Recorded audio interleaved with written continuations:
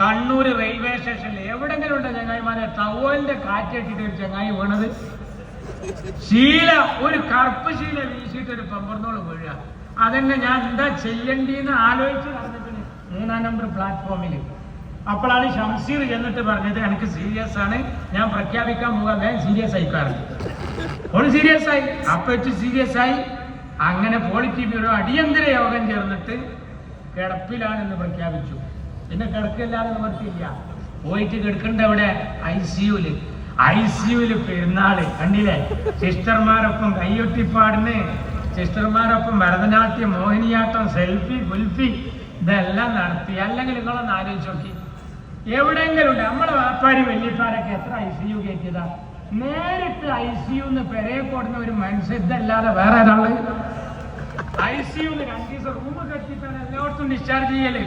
അതെന്താ അറിയോ, വീണക്കറിയാം. കാരണം ഈ പഹന്മാരെ വിശ്വസിക്കാൻ പറ്റൂല. ചിലപ്പോ 2 ദിവസം കിടന്നാല് ഇതിനെ എങ്ങനെയെങ്കിലും രക്തസാക്ഷിയാക്കി 140 മണ്ഡലത്തിലും കൊണ്ടടക്കാൻ സാധ്യത ഉണ്ട് എന്ന് കേട്ടപ്പോ ആ പമ്പർന്നോളം നീച്ച് പാഞ്ഞതാണ്.